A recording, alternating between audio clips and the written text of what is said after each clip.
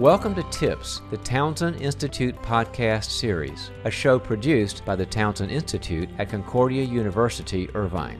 This podcast shares stories of leadership, coaching, and counseling experiences that have shaped the lives and careers of our guests, who then provide tips aimed toward helping listeners grow in both their personal and professional lives. I'm Dr. John Townsend, psychologist, organizational consultant, and author of over 30 books, including the New York Times best-selling Boundaries series. I'm also the founder of the Townsend Institute, and I'm excited to introduce your podcast hosts, Dr. Ashley Andrew and Dr. Gilbert Puget.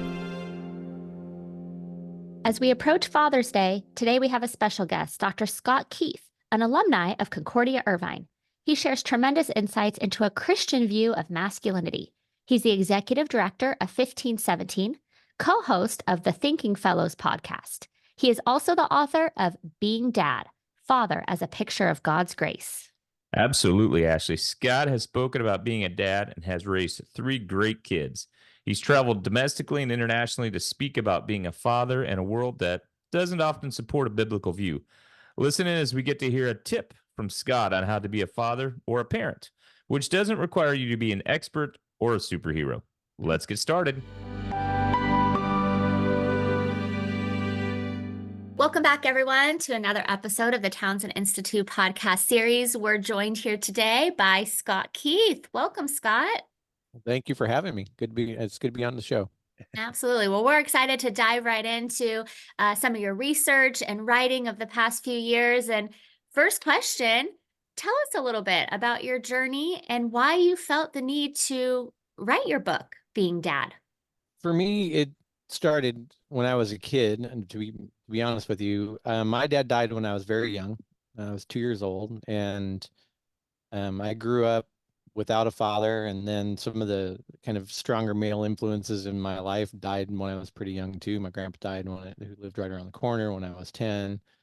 My uncle that was very involved with helping out to raise me when I was younger didn't die, but he divorced out of the family the next year when I was 11.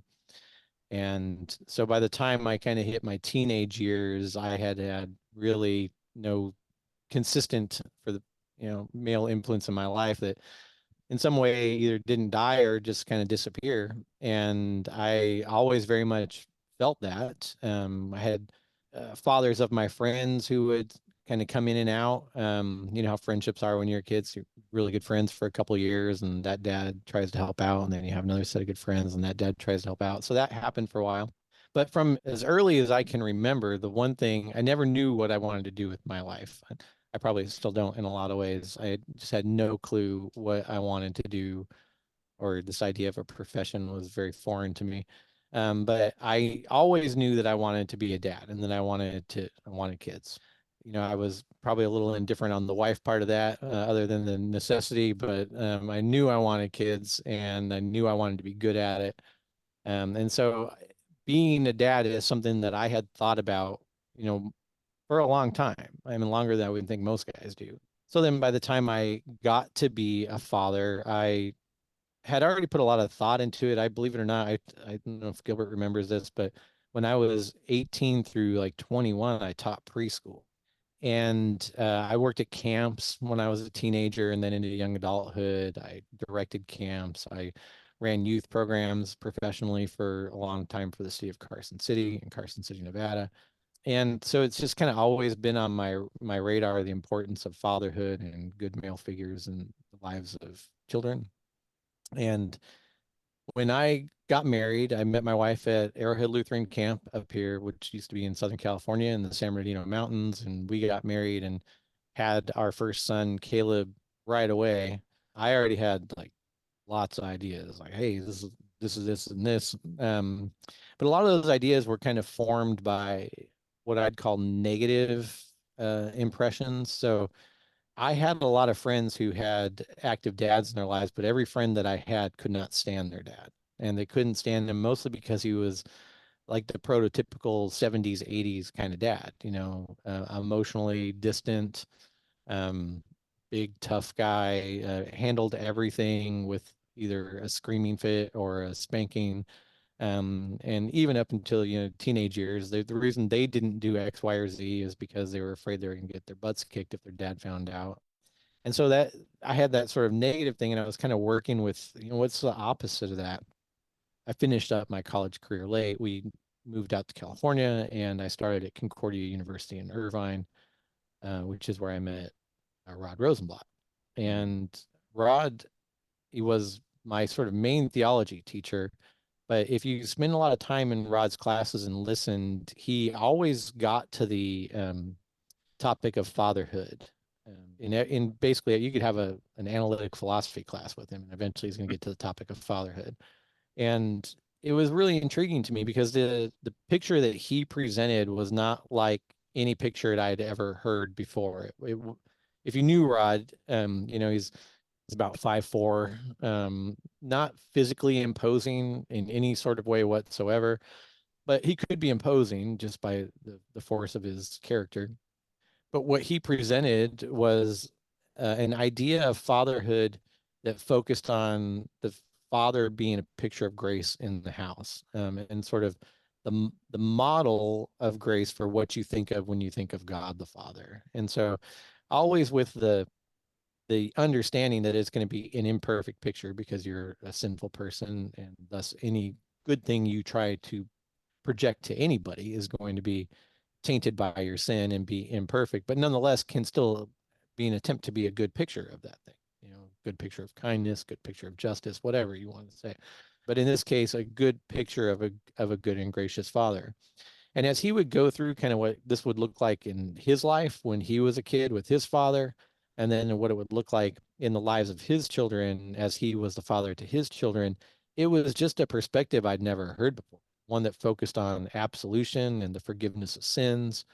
One that didn't focus so much on just, the bigger, stronger, louder voice in the room making naughty kids behave kind of picture, but was more a picture of acknowledging that your kids are going to be naughty. They are going to be sinful. They are going to be mean to each other. They are going to do things that you would have them not do. But then the question is, how do you respond to it? What is your response to that? These things are going to happen. Your kids are going to be sinners, but what then? And it's just not something I'd ever heard any even Christian address from this perspective before. And normally you kind of get the Proverbs, train up a child in the way they should go, in the end they will not disappoint you, and spare the rod, spoil the child, all that kind of fine stuff. But at the end of the day, you could say all of those things from a secular perspective. You could say all of those things from the perspective of any other religion, from Mormonism, from any religion, Islam, Judaism, that would sort of want you just to be good. There was nothing uniquely Christian about that way of being a father.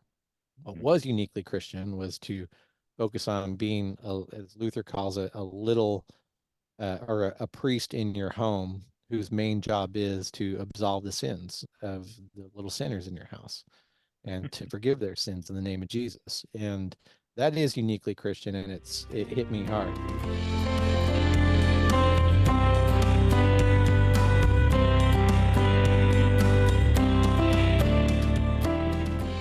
I'm thinking about your past, and I didn't know about the preschool part. I guess I forgot about that on your resume, but maybe I left it off. Maybe not, maybe so.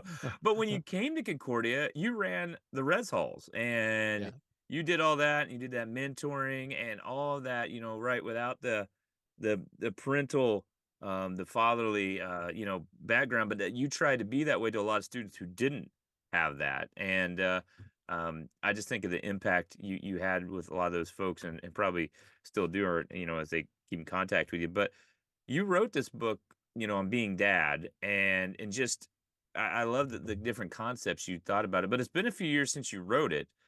Is there anything that you think you've rethought after writing this book? I wouldn't change anything about it. My reality has changed though when I wrote this book. So when I waited, so that all happened, I met Rod and started thinking about these things when Caleb was a year old. I didn't write this book until he was 18. Yeah.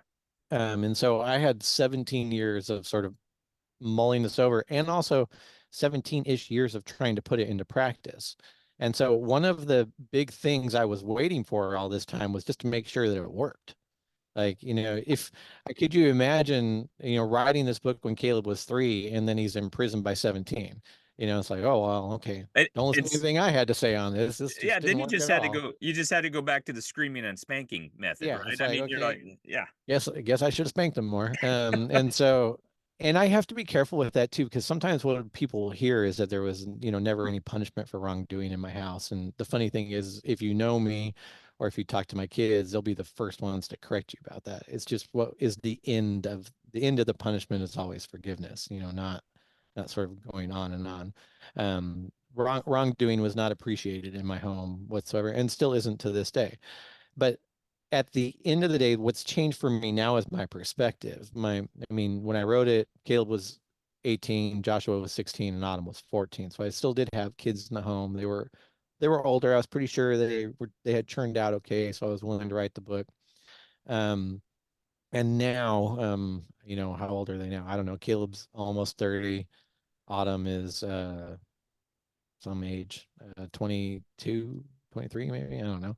And Josh is in his mid 20s, and they're all out of the house. They've all sort of gone on to grown up lives, getting jobs and getting married and having babies of their own. And so now, between now and then, I've got yeah, children, daughter-in-law, son-in-law, I've got grandchildren, and it's a different perspective. And so what I would do now, not that I'd change anything, but if I do come out with a different sort of edition of it, which I have plenty of people riding my butt to do, is that I would incorporate some of that, because parenting children who are now married, you're not parenting them, like you're not raising them still, but you're still their parents, yeah. and that are now married and having kids and navigating the start of their careers and their young families and all that. It's a whole different ballgame. And for us, my entire family lives up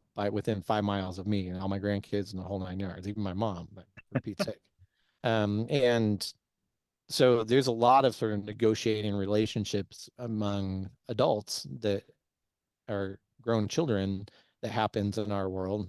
And I believe those things are important. I think those things should be more of a priority in the life of Christians, to stay close to family, to have kids, to get married. All of these things are very, very important to me. And in Christianity, we've sort of accepted like a cultural bifurcation of our lives. We kind of have our church selves and our secular selves, and we let them stay kind of separate. And there's some consequences that are happening for that, for the church and for life and culture and the whole 9 yards, that I think Christians need to think about. And so we're kind of trying to live a little like, okay, can we do this? And it's hard. It's hard. It's different. And it takes it's a whole different side of being a parent. Even grandparenting children that live 5 blocks away from you is a different experience than, I would guess, grandparenting children that live a couple thousand miles away from you, and so all of that. Very interesting pieces there. And like you said, it's a different relationship going from that perspective of young kids in your house where you really are parenting and raising them up, to now seeing them in this whole new role in their life as well. Well, one other question we had, going to your book, you talk in it about being masculine a little differently than how kind of the world views it. And I think you touched on this a little bit, right? It's not the punishment, the screaming, the red in the face. How did you come to this idea of a more perhaps calm or emotionally grounded idea of masculinity? Well, for me, in a sense, was a little easy, because I really appreciate the idea of masculinity, but I'm not a very physically imposing person either. I'm not 6'2" and 250 pounds and, muscle bound and all of that, and don't have the big, deep, loud voice that can take up a room. But yet I always appreciated masculinity and being masculine. So it takes some thinking. What does that actually mean? What do you actually appreciate? And so when I just got done doing a men's retreat, that was why the church needs masculine men, like 3 days ago. And I started out by asking them, if I could ask you to visualize what an actual masculine man that you would respect looks like, and just throw out some characteristics or attributes of this person that you're visualizing, and I would write them on the board, what would you say? And to a man, there's 120 men in this room. To a man, nobody said, could kick another guy's butt. Nobody said, could like take out everybody in this room. Nobody said any of that nonsense. There was words like integrity, honesty, compassion, kindness, humility. These are the things that are coming out of a group of 120 guys when you ask them to describe a masculine man. And so I actually don't think it's a foreign to any really masculine man what it means.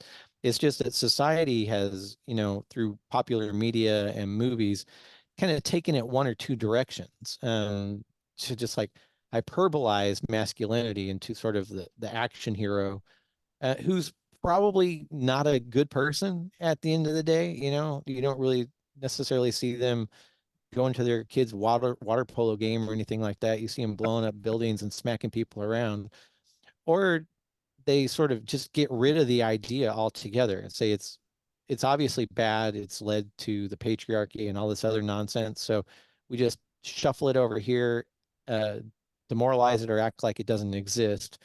But in reality, if you just ask normal people, how would you describe a masculine guy? They're going to come out with these things. Somebody who is a protector, somebody who's kind, to take care of other people. They'll probably even say things like they're confident enough in themselves to listen to other people's perspective.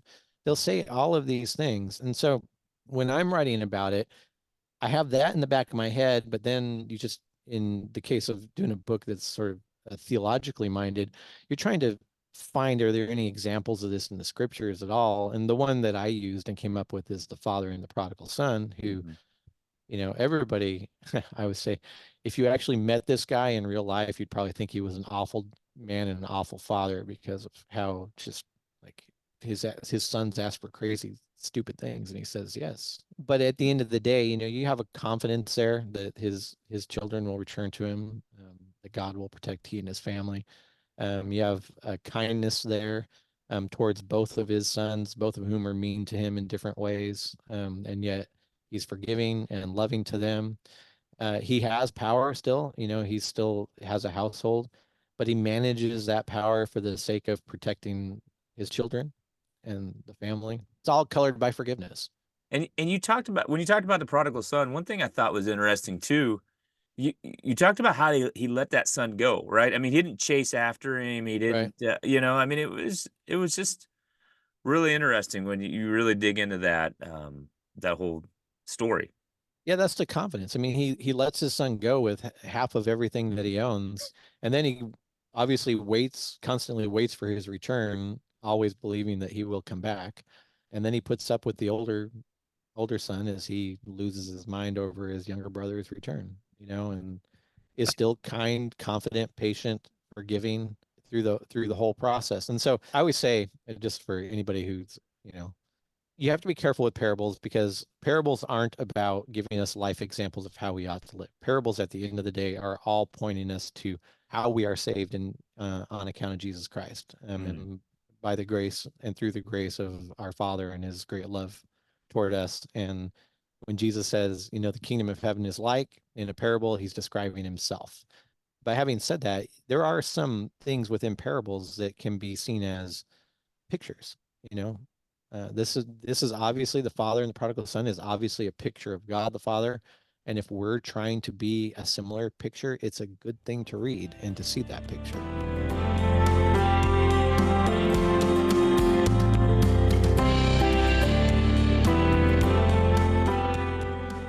In the book, you talked a lot about the impact of Dr. Rod Rosenblatt, and, he just passed away recently. How can you encourage others who don't have a dad in their life? As he did that for you, filled that hole. How do you encourage others that are going through that?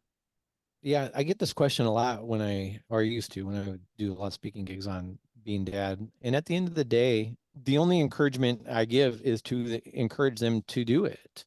I mean, that they're everywhere. There 40 some odd % of children in this country. I think the latest number is 43% of children in this country will be raised in a home where there is no father. 40 some odd %. that means, that 1 in 4 kids that you meet don't have a dad. And this is true in your church too. This is causing great damage to society. It's causing great damage to these children, obviously, and it's causing great damage to the church. One of the biggest factors in the denominational decline in the United States is the lack of men and fathers in the church. Because at the end of the day, if men in their homes are the one leading sort of the faith drive in the home, children are way more likely to believe and to stay in the faith throughout their entire lives. I mean, way more likely. It's a crazy number. It's like if you're a dad who is the driving force of like the faith life in your home, there's like a 70% chance that your children will end up Christian as adults.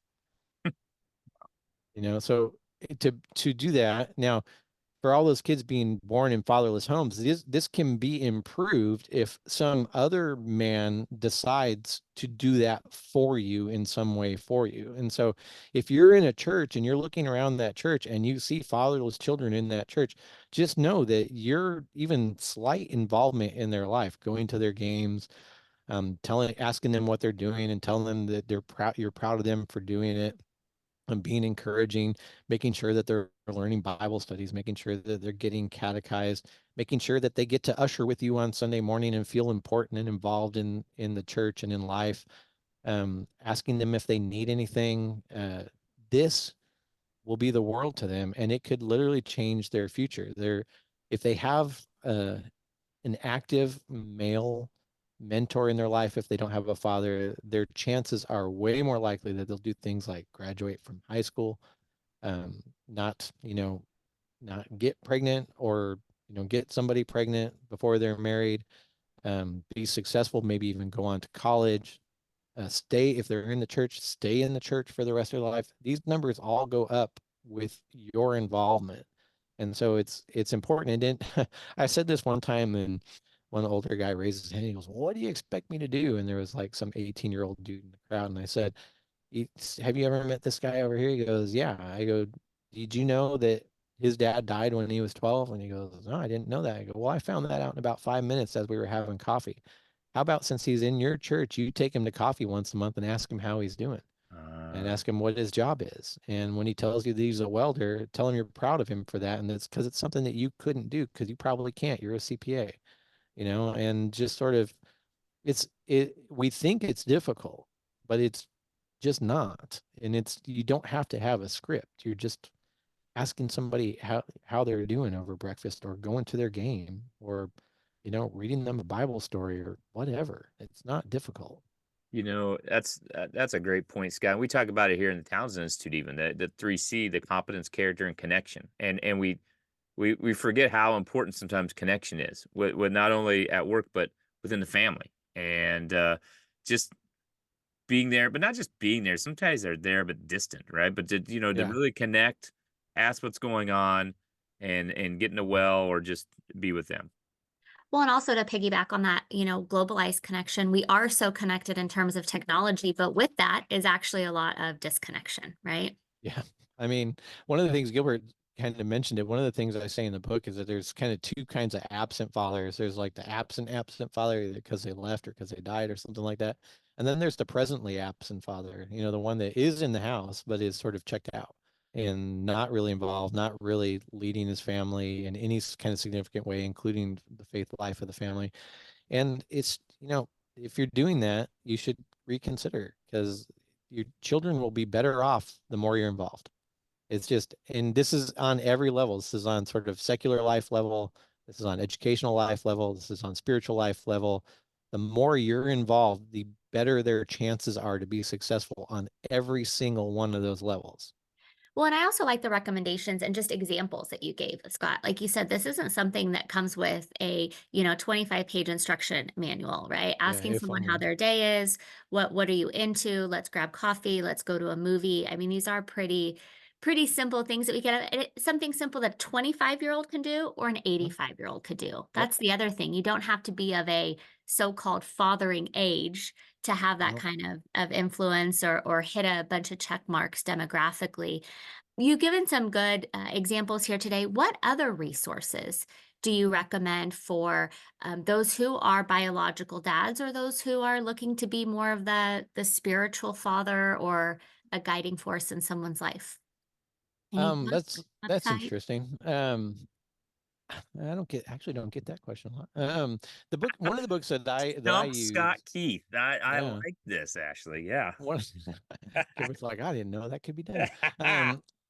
One of the books I used for this, for writing the book was Helmut Tillich's The Waiting Father. And it's just basically a book, parables where Tillich points out sort of the example of God the Father in all these parables. And it's pretty good. If somebody's sort of theologically minded, I'd read that, and this is maybe because you stumped me a little bit of redirection of your question. One of the things I do quite a bit now is just encourage men, younger men, because the rates of marriage and parenting and fatherhood are so down, and it's going to be so detrimental to, it already is to the church. It is going to be, culture and society more and more as we move forward. Just encourage them to think of how important it is and to get married, to have kids, and that this is, one of the goals that when you're 18 these days is kind of overlooked in favor of bachelor's degree, master's degree, career, make money, and then start thinking about it. Uh, and there's just a lot of data and research right now that just says, even if you're just looking to be happy, that's actually maybe Mm, not the path. The path is going to align more with maybe go to college and maybe even probably go to college, but still only 30% of people in this country ever go, finish college. And then really think about getting married and having a family. I mean, there's a couple of recently very good books on this topic that you could recommend. The one is called, I actually just finished reading, is by Brad Wilcox, called Get Married. It's just oh, called Get Married. And he goes through the data, and it's basically sort of happiness surveys and fulfillment surveys and things like that and what people think about, what the answer is going to be if they get married as opposed to when they are married. The other one that I've been really, really recommending to people over the past couple of years, and I'm going to blank on the author, is called What to Expect When No One is Expecting. And it's talking about, Interesting. just the dramatically lowered birth rates, just not in this country, but in the Western world in general, and the overall impact that, this lack of desire for people to be parents, with the impact that it's going to have on society globally, and it already is. And so just that kind of thing, because to me, it's just some of that's just encouragement. And even we see this in society now, even with the, men are working at a rate right now, like in professional jobs at a rate right now that's lower than the Great Depression rates. So there are more by percentage, more unemployed men now than there were in 1934 during the heart of the Depression. really? Now, we don't see that because the unemployment rate in general isn't down. That's because now women make up about 70% of the workforce. But men are not, they're not doing the sort of the critical things in life. They're not getting jobs, getting married, and having children at staggering rates, just Yeah. absolutely staggering rates. They're also, and Gilbert and Ashley, you would know this too, they're not graduating college to the level that women are. Women are about 67% of college graduates right now. And so, they're just not doing the critical things, and they need to be encouraged to do that. And sort of in my mind, the culmination of that is being a father, Yeah. right? And Gilbert will know this. I don't care how many professional successes you have in your life. I don't care how many degrees you have in your life, how many great jobs you've had or careers you've had, or how many great people you've supervised that have gone on to really say, hey, you were a big part of my success. None of that compares to getting married, starting a family, and having your own children. You will I can tell you this from just sitting at several deathbeds in the last 2 weeks. No Mm. one is ever going, and it's a trope, but no one is ever on their deathbed going to say, gee, man, I wish I'd had 2 more weeks to get that project done at work. Yeah. Um, Yeah. but they are all to a person going to say, I wish I had 2 more weeks with my children. Yeah.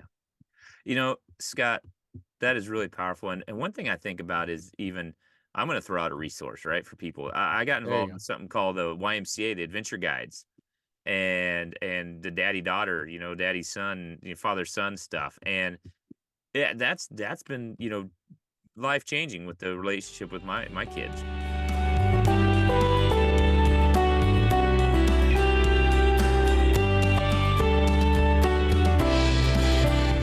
We end every episode, Scott, with a takeaway tip that our listeners can walk out of here with. What do you want them to take away from today's episode? Besides getting married and having kids? Yeah, that's a good order to keep it in if we Okay. can, right? To Yeah. get married first, yeah. So yeah. Well, I'd say since the book is primarily about being a dad, my big takeaway would be that when you are, and I'm just going to say when you are, Yeah. to sort of maybe rethink what you think it's all about and kind of focus it more on that picture of God's grace in your house and being the one that always makes sure that even though wrongdoing needs to be addressed, that the forgiveness of sins is paramount for the family. It works. I mean, I didn't write a book on marriage, but it works pretty good in marriages too. And so that'd be the big one. I'd say for women and wives and mothers, it's very hard today, and it's understandably hard just because of, our previous culture as opposed to our current culture. And it's easy to understand, but to give men room to be men in the home and to be different than mom as a parent. God did not intend for children to be raised by two mothers. Mothers are very, very important in the lives of children, and every child, if all goes according to the way God intended it, will have a mother and a great mother. But they also need a father, and those are not the same thing. And we should really think about, the fact that we kind of encourage guys to be the second mom in the home rather than to be the dad. And they need a mom and a dad, and those are different things. And it's important that children have both. Yeah. Well, thank you, Scott. That's a good thing to think about, the pause and go, hey, you're different people, regardless, personally and professionally, and why do you have to be the same parents? So, yeah, I appreciate that. Well, thanks for being a part of this today, Scott, taking time to chat about this, and I can't wait for the part 2 of this book. So, Oh Thank yeah, you so much. We appreciate someday. it being And- a Grandpa. and you also do a little something with 1517. Where, if they want to find out more about you, Scott, where do they go? It's pretty easy. It's 1517.org, 15, the numbers on your keyboard, 1517.org. That's the Christian nonprofit that I am the executive director of. I host several podcasts on there. The big one is the Thinking Fellows podcast. Go check it out. Right. Well, thank you, Scott, for your time. Will do. Thanks for Take having care. me. Have a good rest of the day. Bye-bye. Yep.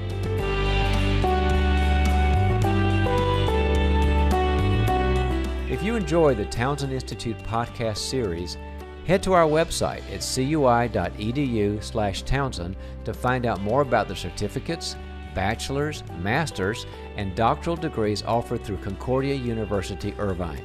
With programs in mental health counseling, executive coaching and consulting, and organizational leadership, we have a variety of faith-based programs dedicated to helping you fulfill your academic and professional goals, all the while furthering your competence, character, and connection.